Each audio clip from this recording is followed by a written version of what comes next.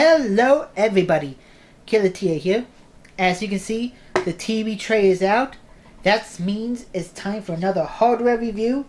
And today, it's the PlayStation TV.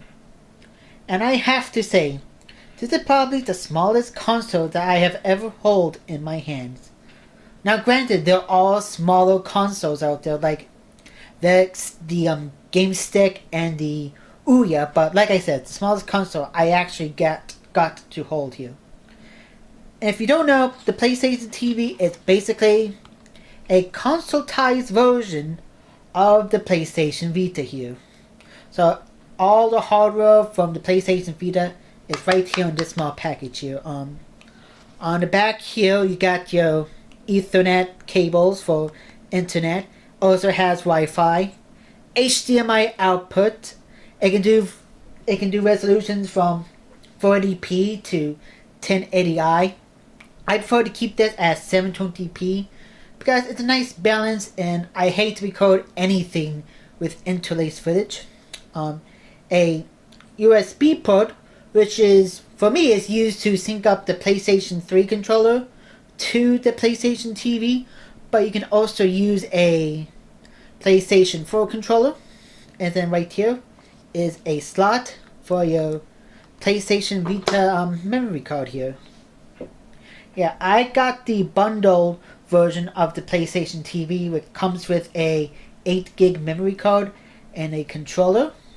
Yeah, 8 gigs isn't exactly big these days, but I managed to get a few games on here.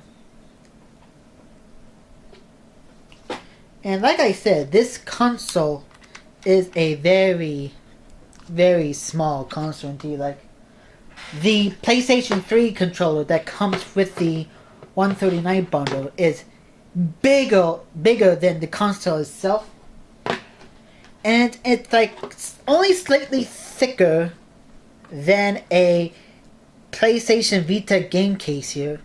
Oh, speaking of Vita cases here, this slot right here is where you would go on ahead and insert a PlayStation Vita game. So let's say if I want to play some Sorcery Saga, I take the card and I'll slide it in here.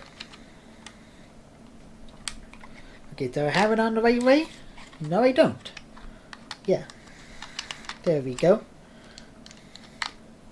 At first it was kind of tricky to open up this latch, but once you get it open, it's pretty easy from then on out. I do have to say, I've had it for about a week, and I have enjoyed what I have played so far.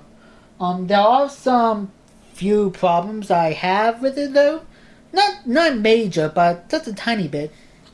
For example, it doesn't play every single PlayStation Vita game. That's a given because the Vita has like touchscreens and motion controls, so anything that relies on extensively on the touchscreens and gyroscopic controls aren't gonna work on here. But I also noticed that like the Japanese version of certain Vita games will play on the Japanese PlayStation TV, but their American counterparts won't be able to play on the American PlayStation TV, which I find odd here. But I'm not too worried, as I already have the games that I was really interested in getting the Vita for right here for the PlayStation TV, and they work great on the PlayStation TV.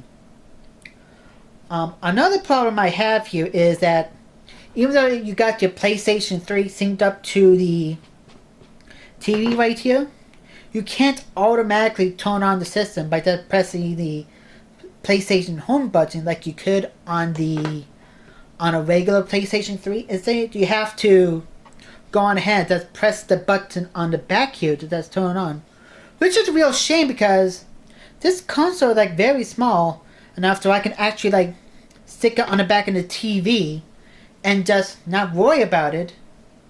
But like I said, you can't turn it on remotely with the controller, so you have to constantly press the power on to turn it on. So it's not a big deal, but It's just something that needed to be pointed out. As for playing the games on the Vita, they do look good. The scaling on many of these games are going to vary, but the games that I have played as far as the Vita games are concerned, they do look good. You can also play many different PlayStation 1 games, as well as digital PlayStation Portable games on the PlayStation TV as well. I haven't really done any extensive testing on the PlayStation 1 games, but for the PlayStation Portables, your mileage is going to vary on the scaling. Like, they're not bad, they are acceptable, but for the 3D games like Mega Man X Maverick Hunter, it does seem to be like a little bit of blurriness or dithering with the game. But for 2D games like Darkstalkers, yeah, you're not going to notice any visual problems with that. So my other final complaint about it is that the HDMI on here is protected with the HDCP protocol, which means you can't record gameplay footage off the bat with this system. So if you want to capture footage from, say, Persona 4 Golden, that's not going to happen unless you have a workaround like a HDMI splitter right here. So I don't know why Sony would want us to not record gameplay footage. They should know by now that letting us record the footage and uploading it to sites like YouTube would be good business for them.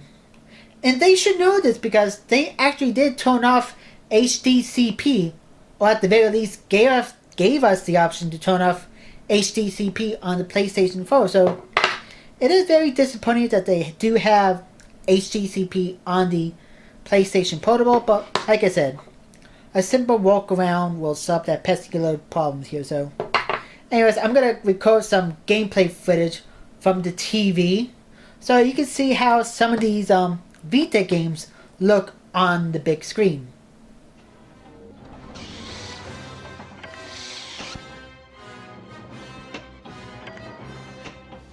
Move along.